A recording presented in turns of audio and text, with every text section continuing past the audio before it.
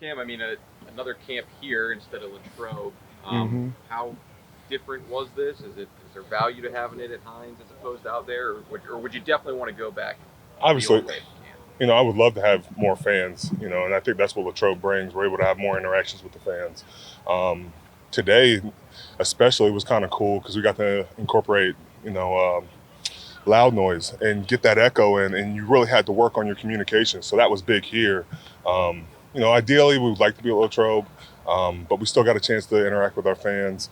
Hopefully, we're in a better spot next year. Yeah, many of the younger guys on the D line stood out to you, or who's made some strides? Man, I think Loudermilk has done really well. This being his first year, Carlos Davis has been big for us. Not having that a true off season last year for a lot of our rookies. This year allowed them to take that next step. I think Carlos is coming in better shape, knows what's expected out of him. And then I look at a guy like Henry Madu and Chris Wormley. I thought Chris, you know, I thought he could be a big part of our team coming into this year, and I think he's taken another step. I think having him here, he knows what expected, and he just feels more comfortable. Not having the offseason, like I said, really put a lot of guys back, whether you're a rookie or a free agent as well. How have things been going with Schobert so far, getting in there, wearing the dot, and giving you guys the calls? Good. I think it's a process though. We understand that he's still taking in information and trying to spill it out to all of us, and some of that is just us communicating back.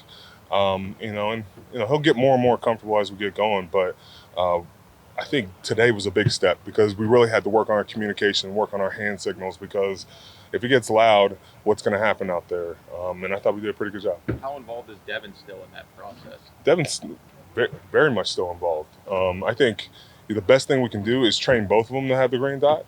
And I think they were taking periods where they would both have the dot. And, I think it benefits both in case there's an injury or something.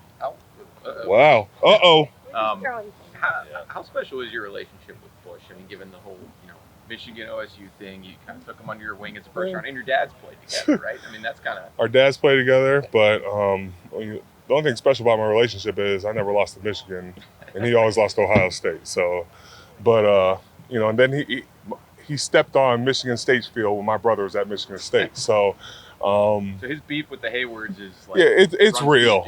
But no, I just want to be there to provide information for him. He can be a knucklehead at times, but on the field or off? On the field, off the field. He's just young, but it's going to come with time, and it's my job to make him mature and make sure he becomes a leader of this defense one day. That's what you guys do with this defense, right? That's what guys did for you when you were younger, and that's kind of how it has to be that way. How do you go about trying to help a guy be more mature? I think just understanding the game a lot more. It's easy to understand your position.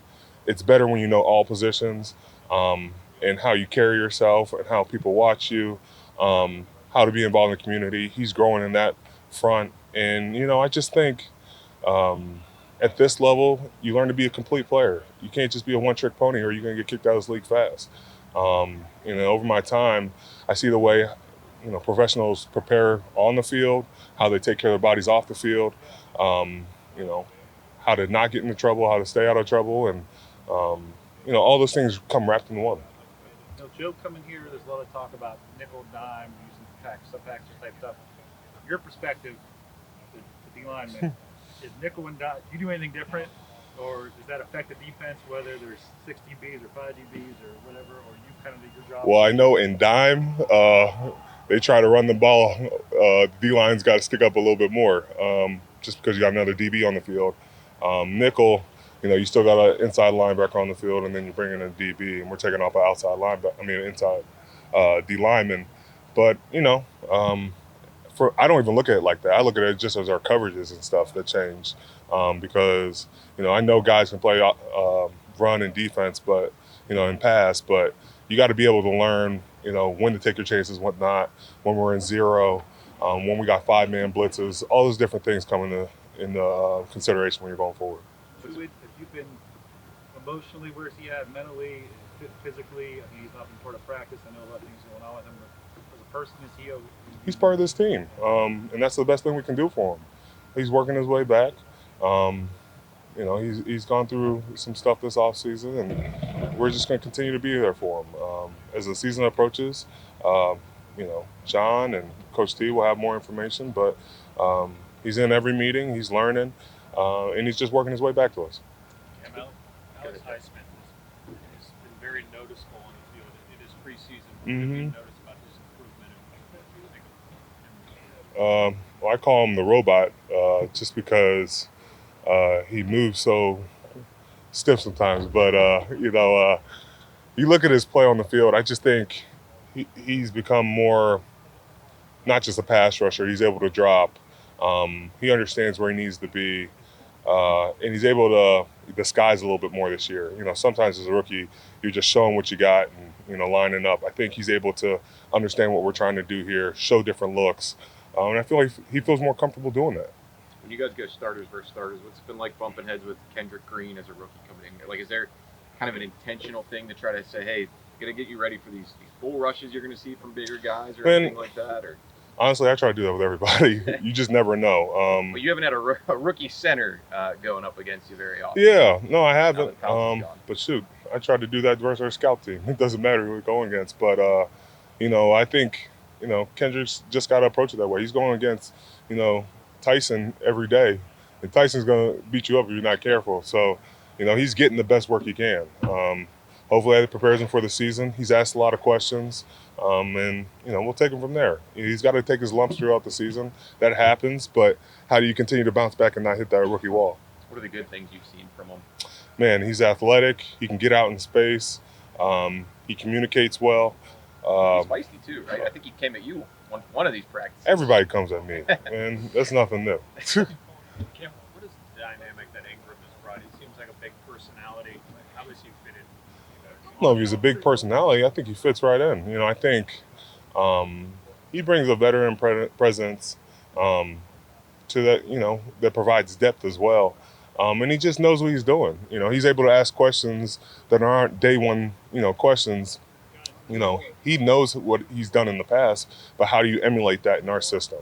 And I think, you know, if TJ or Heisman have to take a break, you know, he can step in, stop the run, and play the pass too. So we're very fortunate to have a guy like that. Have you heard his music? Have you heard his music? I've heard some of it. What do you think? Pretty good.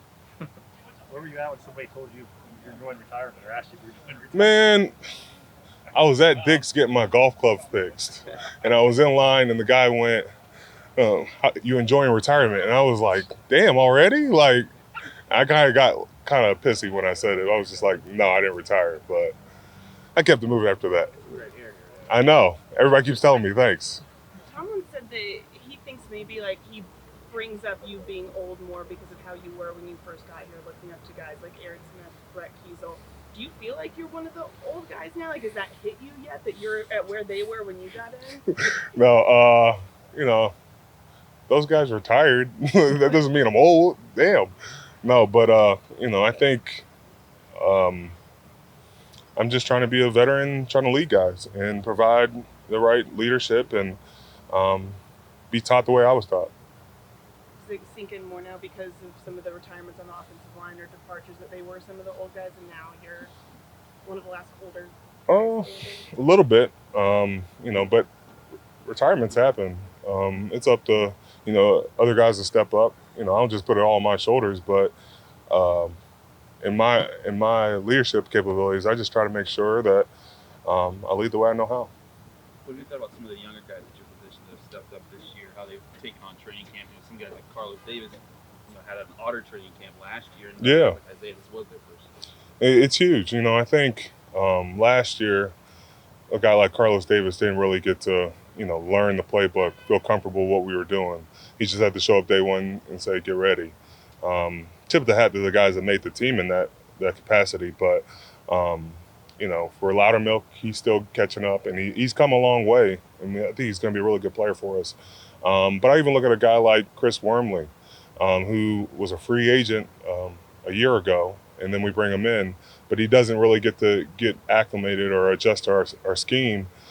So all those different things, but I think we got a really good sound core of young guys that, if somebody gets nicked up, they can go in and step up. Last two. You talk about kind of, leading and leading guys. Is that the same, just almost for being there for a guy like Stephon and just kind of, being there for, with whatever he needs right now? And we understand football is just a game. Sure. And for anyone to lose a loved one, it hurts a lot. All we can do is be there and make sure we're there for him in any capacity. And we understand this isn't just going to go away. We've all lost someone, and we understand it's not going to be the same for any person, but whatever he needs, we'll be there for him. Cam, is there any concern he's not up to speed by the 12th?